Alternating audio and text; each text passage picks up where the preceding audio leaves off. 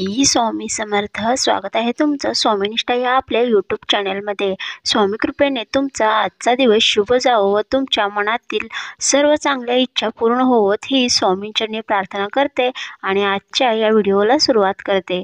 मित्रांनो, आपण बघतो की अनेक मंदिरांमध्ये अन्नदान केले जाते. त्याचप्रमाणे आपण स्वामींच्या केंद्रामध्ये म्हणा, अक्कलकोटमध्ये म्हणा, मोठ्या प्रमाणामध्ये अन्नदान केले जाते. तर या अन्नदानाचे एक विशेष आणि वेगळे महत्त्व आपले शास्त्र सांगते.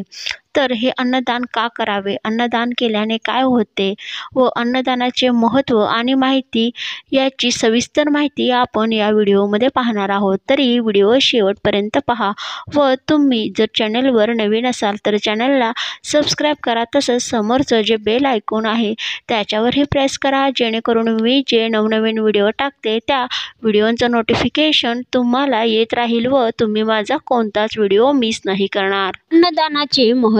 अन्नदान करणाऱ्याच्या 21 पिढ्यांचा उद्धार होतो. अन्नदान सर्व दानात श्रेष्ठ दान आहे. अन्नदानाच्या पुण्यामुळेच राजा रती देवास स्वर्गलोकाची प्राप्ती झाली.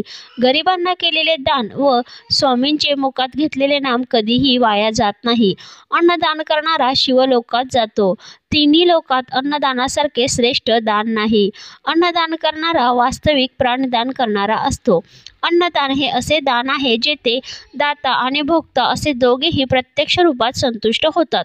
इतर सर्व दानाचे फळ हे अप्रत्यक्ष असते.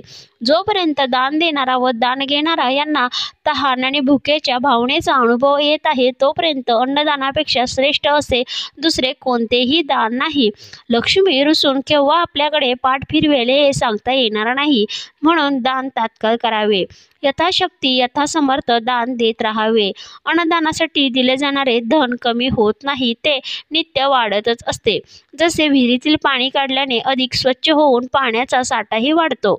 संसारात अन्नदानासारखे श्रेष्ठ दान पूर्वीही नव्हते व पुढेही नसेल. अन्नदानामुळे शरीराचे बल वाढते. अन्नाच्या आधारेच आपले प्राण टिकून राहतात. म्हणून अन्नदान करणारा प्राणदाता सर्वस्व देणारा समजला जातो.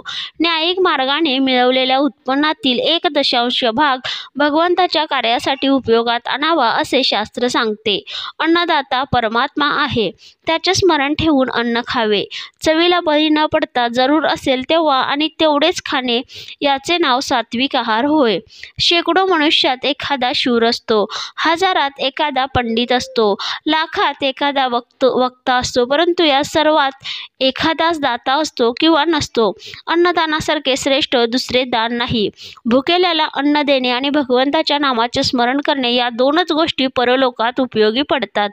म्हणूनच मित्रांनो, मैत्रिणींनो, जेव्हा तुम्हाला जमेल आणि जेव्हा संधी मिळेल त्यावेळेला अवश्य अन्नदान करा. तर बघा, आपण एखाद्या मंदिरामध्ये जातो तर तेथे महाप्रसाद वगैरे होत असतो. तर अशा वेळी आवर्जून 100 रुपये 200 रुपये कितीही तुम्हाला जसं जमेल त्या प्रमाणे तुम्ही अन्नदान करू शकता. अन्नदोषाने तुमचे जन्मजन्मांतरीचे दोष दूर होतात. आपण केलेली सेवा आहे त्या सेवेचे फळ मिळते. आपल्या कार्यात येणाऱ्या अनेक अडचणी नष्ट होतात. आपली जी काही पापे आहेत आपल्या हातून घडलेली त्यांचे निस्सारण होते. असे हे अन्नदानाचे अनेक सहस्त्रपटीने फायदे आपणास होतात. त्यामुळे नक्कीच अन्नदान अवश्य करा. तर मैत्रिणींनो, ही झाली अन्नदानाचे महत्त्व आणि अन्नदान का करावे, कशासाठी करावे, अन्नदान केल्याने काय होते याविषयीची सविस्तर माहिती आपल्या चॅनलवर मी अशाच प्रकारचे सण, वार, व्रत, वैकल्ये, उपाय, तोडगे यांची माहिती टाकत असते. तर अशाच प्रकारच्या नवनवीन व्हिडिओसाठी व्हिडिओला लाईक करा, चॅनलला सबस्क्राईब करा.